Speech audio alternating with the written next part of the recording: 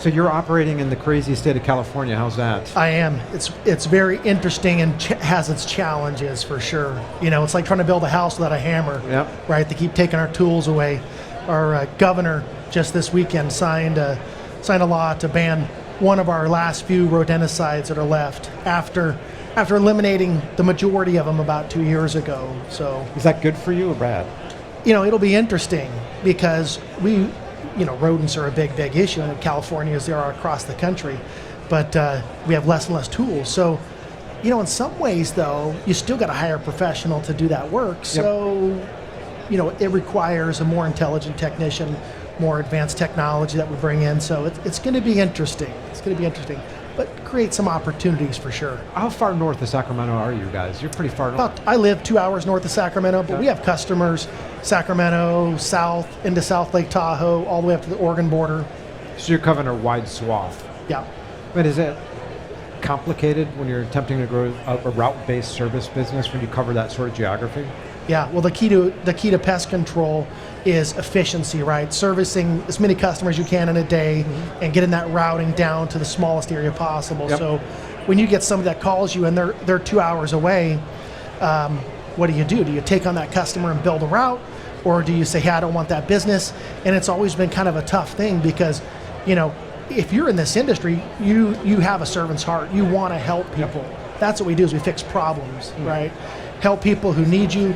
And so, my weakness is I'm going to go help that person. The little old lady with bed bugs that's 2 hours away. Okay, just this one time. And then Becky says, my wife, she says, what are you doing? How are we going to service that customer? Yep. So are you doing this all out of one service center? Yeah, we have one service center right now, and what we're doing is we're actively building our branch plan. So we've hired a branch manager that's going to open an operation that's away from us, and we have some other satellite offices that we're going to grow those into having operations centered there. But right now, everything is housed in one building.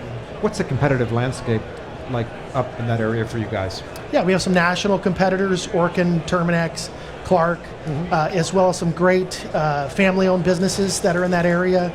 So we are competitive, and there's definitely some folks that keep us, on the top of our game, and that's why we come to Pest World, is to learn what else is out there, and what is that competitive advantage that we can offer. What can we do differently than our competitor, whether it's a local competitor or a national competitor? What does the future hold for you guys in that area?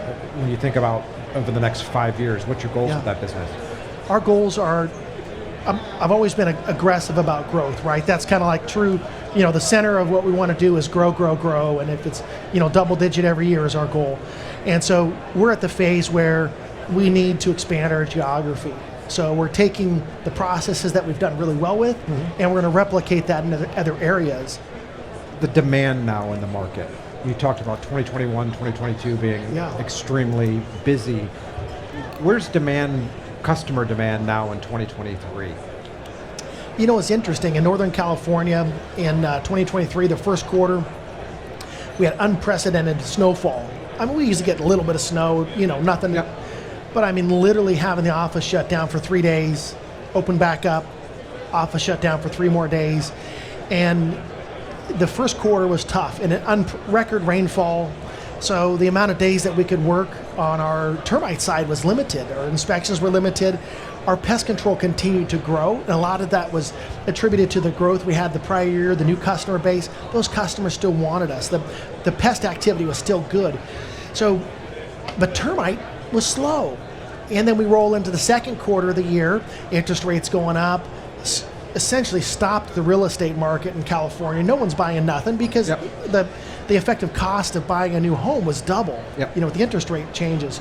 So our real estate stopped, which is about 20% of our business is tied into real estate, whether it's inspections or treatments, repairs. And but pest control has continued to be strong, continued to grow through that. And so, for folks out there that, are like, hey, should I be pest control termite? Pest control is always the most stable side of the business and really holds things going. And, it's kept us going good. Now, the third quarter and looking in the fourth quarter, termite services are coming on strong. People realizing, okay, I want a better place but I'm not going to move. I can't afford to move. Yep. This is my home. And regardless of what you hear on the news, all the horrible things that are going on, I got to protect my home. I'm not going to let the roof leak. Yep. I'm not going to let termites eat the home from the ground up. So I got to do something to protect. This is the home where I'm going to live. I got to protect it.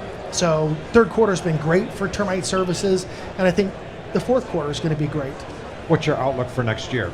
I think it's going to be great. Yeah. You know, like I say, I think we're going to settle in, you know, with all the craziness in the world, and our pest control side is going to be great. We're investing a lot right now into our new branch model and going into some bigger markets, and that's going to be an opportunity for our business to grow and to put the things that we've done and we know work very well where we are and implement that into new markets.